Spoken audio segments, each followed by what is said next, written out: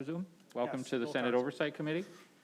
Yes, You thank you have very 3 much minutes. for having me here to speak. I'm a resident of Wayne County, registered voter, poll challenger, was registered at the TCF Center. I was at the TCF Center from November 3rd, 10 p.m. till November 4th, around 5 a.m., so I was there during the observation of the ballots that came in that have been discussed many times. I was made aware of the process, obviously, with the counting board tables, so I did witness some things with ballots taken to tabulators and run. Some cases, they were run multiple times. Of course, there's a zeroing out. It wasn't always obvious to see how that was done completely.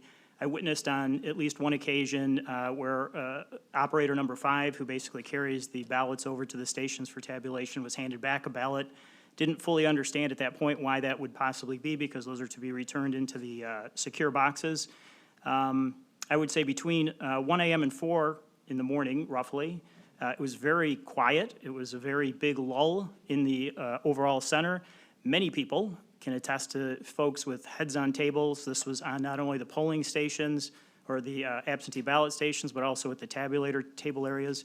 In fact, I witnessed some person on a tabulator screen playing a card game. I sat there with my son, who was also there as a poll challenger, and another acquaintance as we watched this. So to give you the sense, there was a big lull. Around 4 o'clock, 3:30, I think I've heard 4 o'clock, is by my estimation. There was a delivery, I would estimate, because the table in the center next to the main stage is where the ballots were brought to. Somewhere at least 60 boxes were brought in. They did have a wrap around them, which was very, what I expected to be standard. When that work was basically prepared for people to come up and get it, the person called up and said, "Come and get your extra work." They were called up by precincts, and then those groups would come in small sections and take these back and then, run them to their table. So just to give you a feel for that environment and what was taking place. I was also taking the opportunity, because of the canvassing that was taking place, I was at the canvassing board meeting that Monica Palmer spoke about earlier, and I will just tell you, it was extremely hostile. It was very personal. It was very aggressive with regards to the threats that were made to her personally, her family. 1 minute left. Yep. And I would just say that really didn't have any place, and nobody shut that down. It was high intimidation. And Mr. Kinlock, or his other representative on the Democratic side, made no comments to calm this down. So when the vote was taken to not certify, of course, there was a side discussion that actually had some other further developments that everybody's aware of. I would just say, nobody talked about the fact that they had so many out-of-precinct locations. When the meeting began, a pile of affidavits were set on the table. Mr. Kinlock said they were received by himself in that day. They really weren't used, reviewed, or anything, just submitted to minutes. So really no benefit in providing that. The meeting was delayed by 2 hours to start, a very strange delay.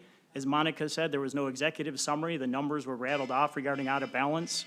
I would just say it was a very hostile environment, and the main takeaway from my side is, I think you guys know, an out-of-balance precinct can't be recounted. That doesn't make any sense. If it's out of balance, it should be. Thank you for your testimony. Any questions? Senator McDonald. Thank you, sir. Sir, were you given any guidelines at all on how to do the work properly? Was there a chain of command of any type that you saw? Yeah, there were, I'm sorry, go ahead.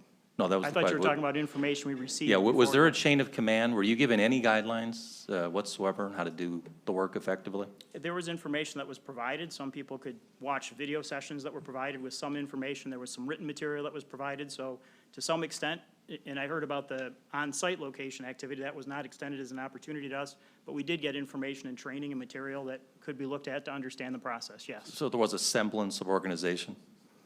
With Was it regards sounds to the- completely disorganized. Was there even a semblance of organization at all within the I thought you were referring to my or our information to be a poll challenge. Yeah, your witnessing of the poll challenge, was there any organization, even a semblance of organization? So I personally was on table number 18 mainly, Okay. and then I walked around. That table did a fairly, I think, consistent job. There were times where, poll worker, the person operator 1 to operator 2 may not have confirmed a number and name on the ballot, the scan and the handoff, and this kind of closed loop process. I did witness that at other tables also being missed.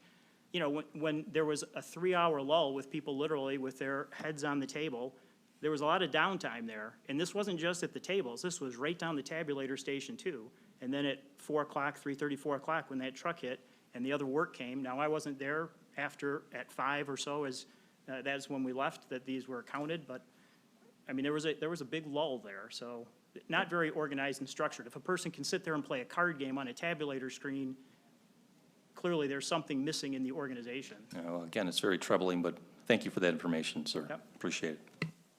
Senator Lucido. Thank you very much for being so patient. I don't want you to run so fast. I wish, your gut reaction when you were there at that time of the morning and seeing these ballots coming in and not seeing any other ballots around for 2-3 hours before that, right? What was your feeling, or what was it that you made any reference to about those ballots? Well, it was my first experience to be down there and be a poll challenger.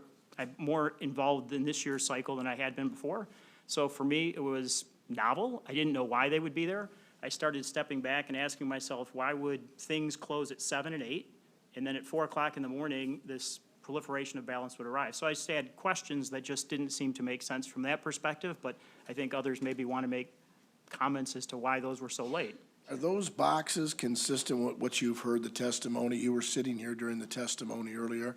Was all the boxes of ballots that were delivered to the TCF, you didn't see if they came in the back door, you didn't see? I went to the back door when they came in, so I did see the truck. I did see them being unloaded. I saw a gentleman with a dolly that would bring some of them. I actually took the time to walk over to the tables in the center to watch them get stacked. I counted, I did a rough estimation because the tables were basically mostly empty. So I was able to get a general idea of how many were brought in at that time, and then at 5 o'clock, we were pretty much done with what we were doing that day. Thank you very much. We have to leave, Mr. Chairman. Thank you very much. You're welcome. Thanks for being patient. Yep, you're welcome. Myself and Senator Irwin have another